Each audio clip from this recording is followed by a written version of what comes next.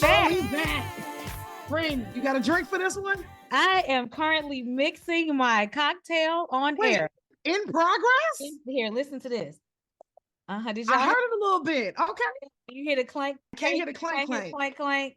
But I know you over there stirring and mixing something. Listen. Exactly. And I'm not being paid for this, but Kirkland Prosecco, Costco Prosecco is the business, okay? Yes, I know you like to live in Costco. Don't treat my life, friend. Well, you know what? While you mixing that drink, Melanie Lauren is mixing the drink, and I'm Holly Chanel, and this is dipped with sweet and hot, okay? It took us a little while to get there, but hey, that's who we are. That's who we are. Oh, friend. I'm mixing a drink because this is the kind of episode where it's just, you should have one. So you're drinking Costco wine. Costco Prosecco. I like my bubbles. Okay, a little bougie. Okay, Costco Prosecco to be precise. And I'm making a little rum cocktail over here. And we're gonna get into it because we give the people what they want. That's exactly what we do. And the people want to talk about penile fracture. Okay. Before we get into they do, and they want to hear this story about your personal experience, and we just gonna talk about it today. But what was you about to say? Okay, before we hop into that, let's just check in real quick. How you doing, friend?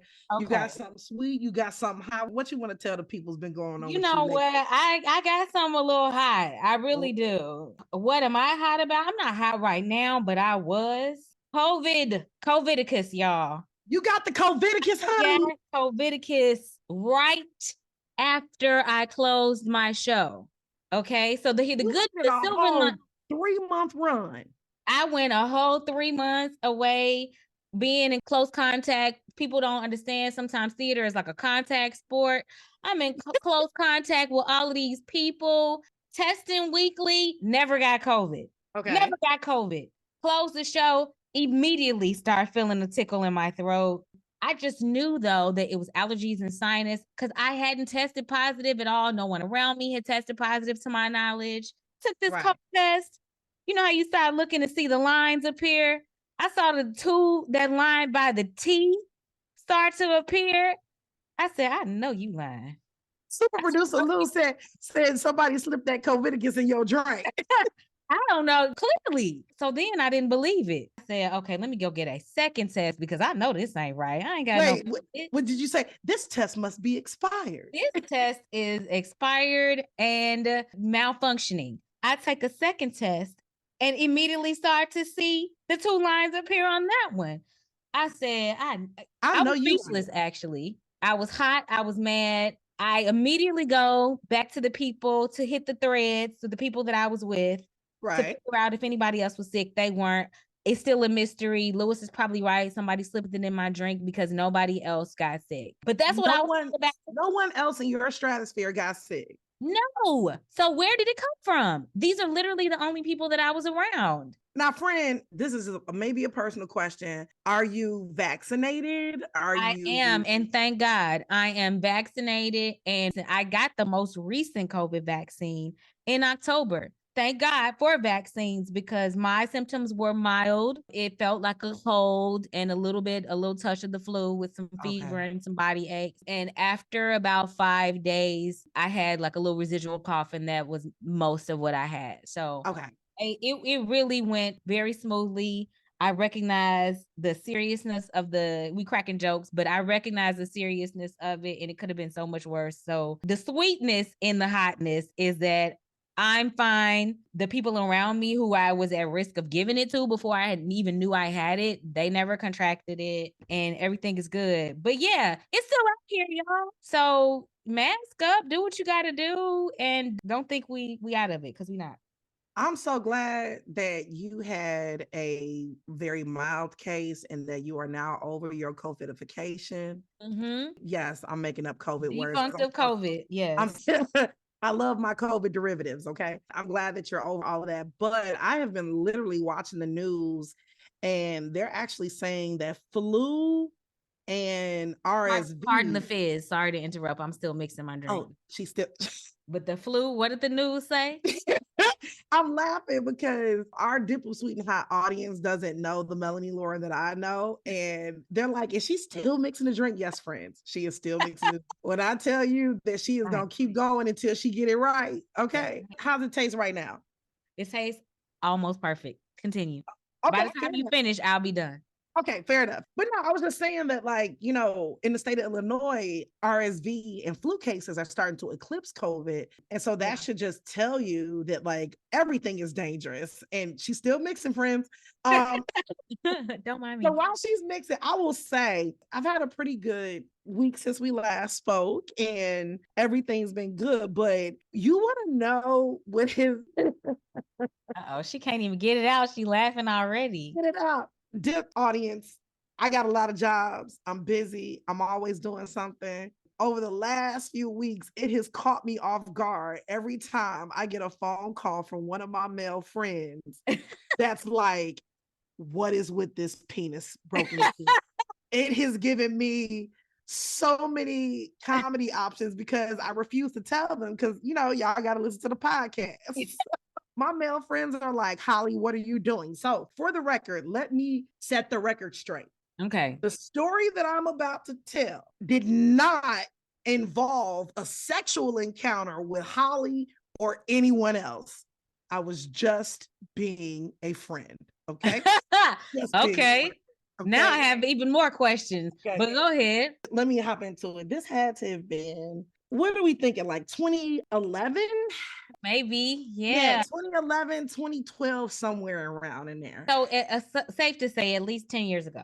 At least 10 plus years ago. Okay. And I am a night owl and I typically don't go to bed before 1:00 in the morning. Well, this particular weekend night, it was a Friday night into a Saturday morning. And on Saturday mornings, I get up and I teach ballet. I got up, so I went to bed arguably late this time. It was about 3:00 in the morning. I had just laid my head on the pillow and I was not necessarily in REM sleep, but I was close. Like the drool had done its thing. We're getting into the good sleep. Yeah, I was getting into the good sleep. I was cuddled. You know, I had a window, like, oh, because it was summertime. So the AC was on blast and I was kind of like, it was the sleep was getting good. And I get a phone call from a really good friend. I pick up the phone and she says, I broke it. Now, I'm sleep haze, right? And I said, huh? She says, I broke it. I said, okay, I don't know what this means. Are you okay? Do you need assistance? Is this an emergency? Because it is 3 a.m. Because it's near 4 a.m. at this point. Okay. And she's like, I broke it. I said, you broke what? She was like, it. The only it there is. It could be. I said, okay. So now I'm fully awake. It's dawning on me. I'm like, what do you need? So here's the real tea. For the sake of privacy, I am going to fudge some details because and when we don't do names. And we don't do names here. Sweet and hot. Okay, because we're not out to ruin anyone's life. Listen, both Melanie and I know way too many people, and about 30% of them people are actually famous. So for the purposes of this story, you can take it all as truth. However, the guy that she's involved with is married, okay? They tricking off in a motel. He breaks his penis. She hops in his car and takes him to the ED. I'm sorry, that sounds like a erectile dysfunction. No, I meant emergency department, okay? She calls me once she gets him to the hospital because now she's got to get back to the motel to get her car and bring the rest of his belongings to the hospital before his wife gets there. Oh, okay. Hold up. Let's back up. Yes, it's time to take a sip. Let's back up. Did she tell you how things occurred? I recognize this is hearsay and this third party, but I feel like the people want to know. Set the scene. So what she said was, I broke it. I was like, what do you mean you broke it? She's like, we were doing the do, and Holly, there was blood everywhere. Yo, she's like, so look, I just left. She was like, I'm in his car. Can I come and get you so that you can go to the motel with me, drive my car to the hospital? I will drive his car back to the hospital to drop it off in the lot, hop in the hospital, give him his keys, or give the nurse his keys To his car.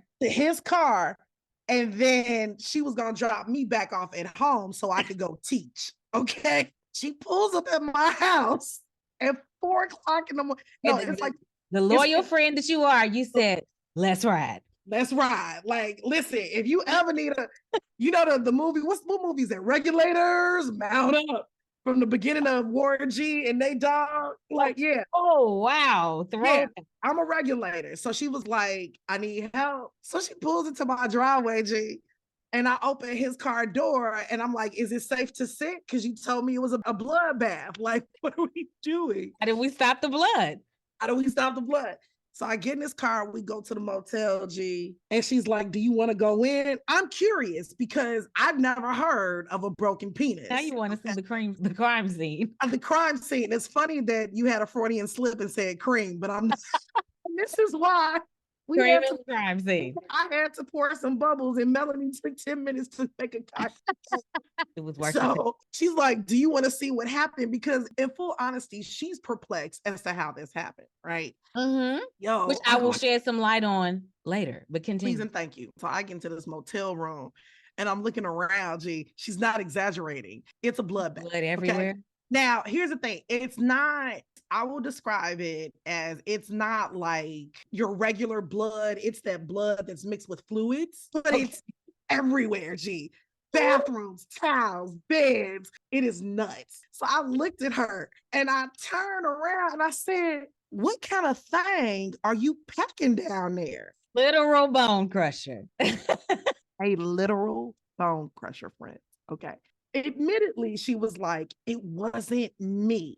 So from what I understand, he got a little overzealous in the course of coitus and he went full throttle when he probably should have pulled back a little bit. Okay. And it is my understanding, because I'm a nerd and I had to look it up for myself. Mm-hmm.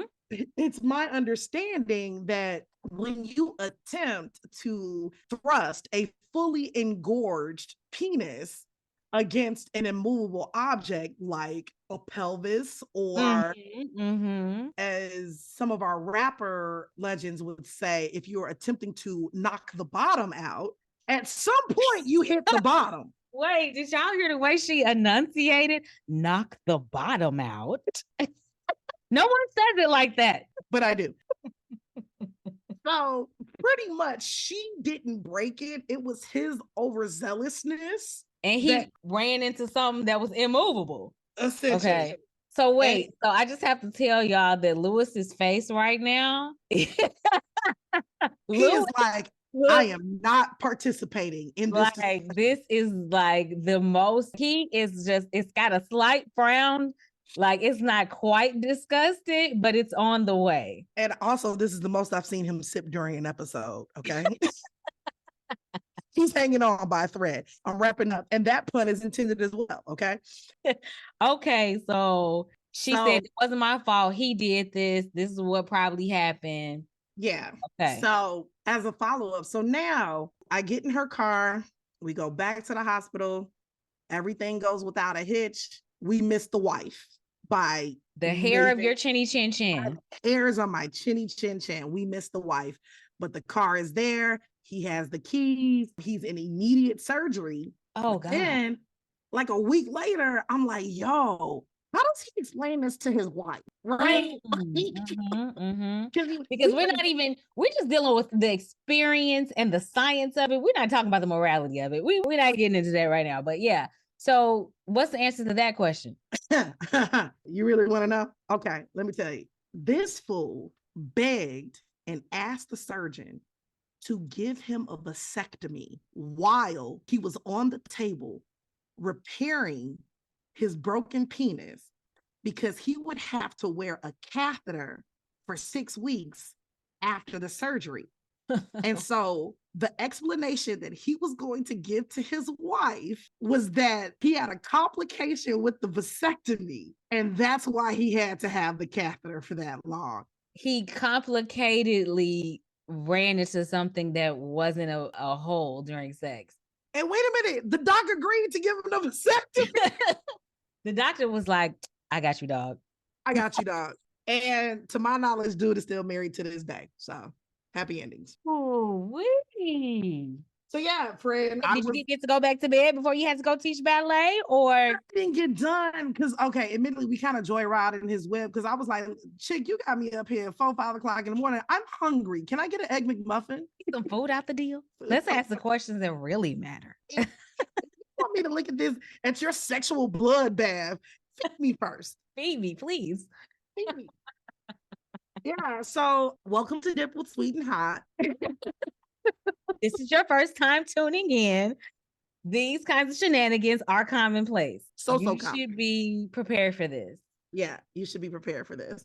So, friend, the reason why I'm laughing so hard too is because every time that I have been in Mel's presence when I have shared this story, she has always had questions. And so, for the sake of this podcast, we were like, you know what? It's been 10 years later. And, there's something to be learned from everything, right? So, what have you found out? Because, first of all, raise your hand if it was news to you that you could actually fracture your penis. I know this is a podcast, but I'm seeing you raise your hand and I'm raising my hand is up. Before I heard about this happening and you witnessing this, I did not know that was possible at all. The question that I had that popped into my mind was, wait, if penile fracture is possible, fracture is a term that we associate with bones, right? Exactly. Yeah. And I know that we colloquially refer to bone when we are talking about the penis, but yeah, like guys say, I've got a boner people a little bit because I did some research on this, and I also would like for you guys to know I do have a background in journalism, so I tried to do some responsible digging and research around here, and I actually invited a couple people to come onto the show, doctors, to talk about this. Now, we weren't able to make the timeline work, so they're not here in person, but I did some research, and it might surprise you, or maybe it won't surprise you, to know that there are actually no bones. Even though we say bone, there are actually no bones in the human penis. That is unique. I've seen the flaccid penis. I believe that. Well, I guess if you've seen a flaccid, most of us have. If that's the case, then it may not surprise you to know that there are actually no bones in the human penis. But what you might not know is that that's unique to humans as mammals. A lot of other mammals do actually have bone in the penis. And the reason that human beings don't have bones in the penis has something to do with evolution and the way that humans tend to practice monogamy more than other species. No, they don't, but that's another episode. Go ahead. That's, I guess, up for debate, but that's at least what the scientists say. Those are the scientists' theories and hypotheses about why the human penis has evolved to not contain any bone. So when we say fracture, we're using the term loosely, but it does contain parts that actually can break. And you said it was a bloodbath. So, I mean, there are layers of breaking. So what actually is broken, or in this case, ruptured? Because like something ruptured, G. I did discover that, and I can't remember what it is called. It's like a Latin part of the penis. Like it has a Latin name, as a lot of the anatomy does in the human body. I'm gonna come back to you with that because I gotta find it. Oh, you know what? Look, I just got I'm looking at it starts with a C. Yep, it's because you know what? Google's amazing. Corpora rupture or something like that. Yes, say it again. Corpora, CORPORA, rupture. So the corpora is part of the anatomy and it can rupture. Yes, I'm looking at an article from the National Library of Medicine.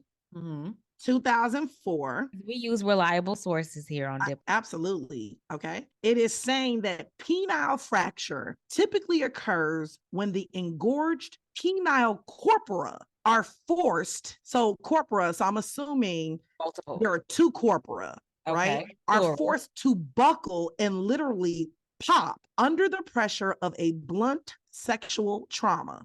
Yes. And so what I learned is that, like you referred to a reference in your story, that can be a fully engorged penis hitting a pelvic bone in a mishap. You know, we think we're in and we're out, and boom, we hit the pelvic bone. Or it can also happen hit the bottom.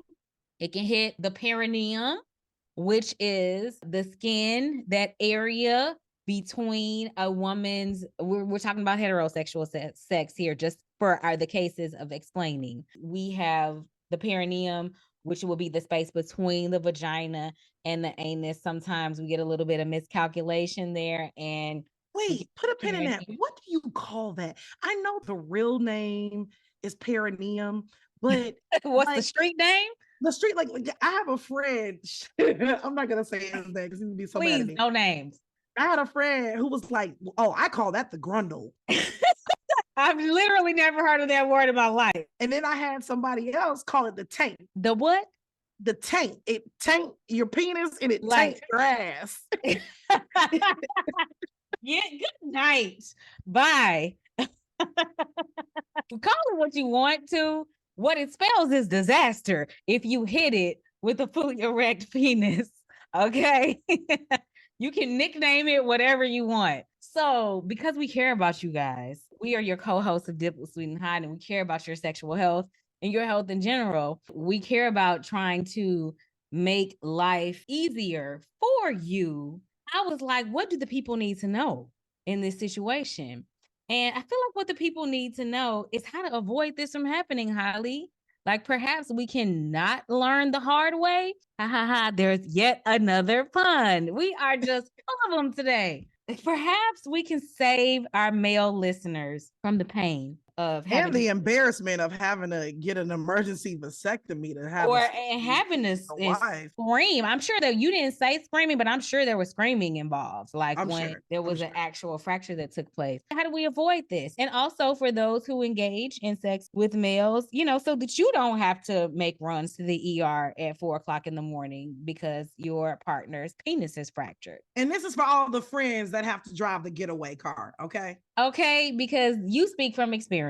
I'm just going to share. I told you I like to research. So I happen to try to figure out like what can we share to help the people avoid this. So I'm referencing an article in the New Zealand Herald. Okay, New Zealand.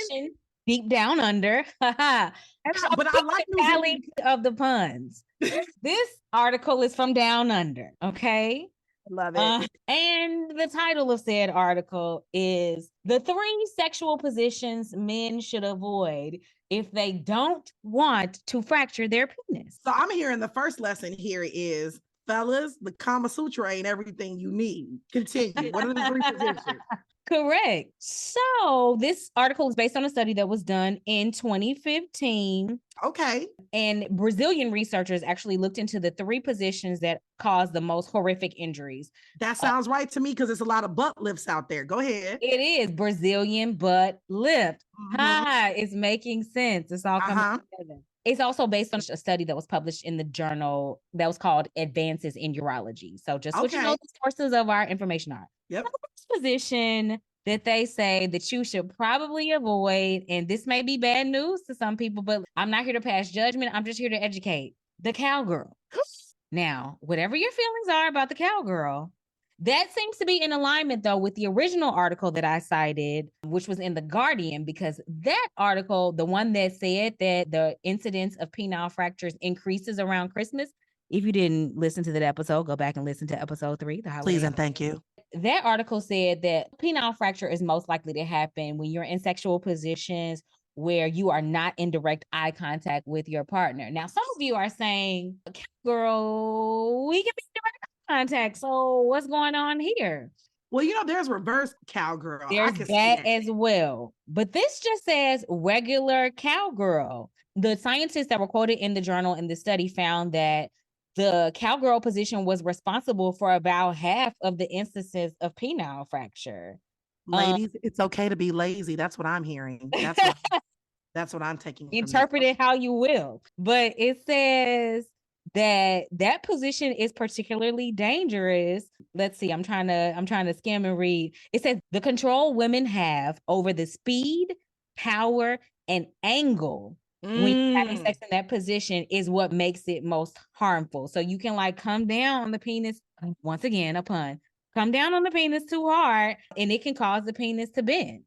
Okay, I would just like to point out here for all of you who have ever said, why do I have to learn geometry? Because I'm not going to use it later in life. Angles, Think back to 10th grade. angles matter. Hashtag angles matter. It can be a matter of broken or not broken. This in one bath or no. one doctor is quoted as saying, if things get lusty and she leans too far forward or too far back and he has a full erection, it can bend the penis into angles that it isn't supposed to go, and you can end up with a bloodbath like Holly saw in the motel. So, do with that what you will, fellas. I'm just here to share information. The second position, okay, which depending on people's preferences may also not be very good news, is doggy style. Mama, no, say it ain't so. It does say, and I'm reading here from the article, mimicking animals and how they go about their sexual exploits can have grave consequences. According to the research, doggy position was responsible for 28% of the fractures that reported, making it the second most dangerous position. 28%? So what you're saying is we should stop having sex. That's what I'm hearing. I didn't say that. You draw your own conclusions. I'm just here to educate. Now, it says, despite being one of the more popular positions, this position can lead to the unsuspecting chap, the man here, hitting her pelvic bone, which we talked about earlier, causing it to potentially snap. And it also okay. You know what? Again, I hear you, but I'm gonna cry foul. And again, my truth is proven, right? Angles matter. Ladies, you gotta get low and make sure that the angles are, raise your hand if you are not a doggy style fan. Don't worry, I'll wait. No one can see you as you listen to this driving in your car. They don't know what you I know. No one raised their hand. I know no one raised their hand. Everybody likes doggy style. I just want you to have, if you want to take the risk, I just want you to take informed risks. Okay, fine. What's the third position? Just get this over with. No, I know. All I want to say about that is that they also warn that if you are along with doggy style, they warn that especially if you're like at the end of the bed, or if you're near a piece of like headboard or a footboard or something like that, because things can shift you out and you end up running into the bed with some force, you're going to end up in the ER and potentially with ED. They say can be one of the lasting effects of this if this happens to you and it's not treated properly. Okay, the last position, and if you're thinking about the anatomy and the physics of it all, this may or may not surprise you, but the last position is missionary. Okay, that's, some people consider that boring. They consider it, it's not exotic, but 21% of penile fractures, according to this study, occurred during missionary position. You have control of speed and the power, but you can still run into that pelvic bone. Yeah, I can see it, especially like if you got a flexible one and you're holding the feet and you're bracing yourself against the feet and you're trying to get some leverage. Or if you're not on a soft surface. Yeah. You know what I mean? And you're like up against a hard surface. Yeah. That can happen. So those are three. Oh, okay. I found it. You were looking for the part of the organ, the penis, that breaks. It is called the corpora cavernosa. There we go. Yes. It is called the corpora cavernosa. It is a sponge-like erectile tissue in the penis that can break. This article says blood flows into the corpora cavernosa that runs along the penis. And that's what helps the penis to become erect. But obviously, because blood flows inside of it, if the corpora cavernosa breaks, now you got blood. So what I'm hearing is break it down for the people. That gentlemen who use assistance to maintain erections should be uber careful. I mean, I would advise it, but it sounds like whether you had assistance or not, like you just got to be careful. This article says the trick, y'all ain't gonna like this. The trick to stopping penile injuries is to thrust quite shallowly. Yeah, right. Okay. We can tell how Holly feels about that. And it also says holding your partner close to you using a grinding rather than a thrusting will also reduce the risk. Again, I'm just here to report the information. I didn't say y'all were going to like it. Man, I am so sorry for all of you hoes out here who just be trying to live y'all best life and, just get your rocks off. Cause we just jacked up your whole MO right now. And I They am say so ignorance sorry. is bliss. So maybe you wish you hadn't learned a little bit about what I just shared with you.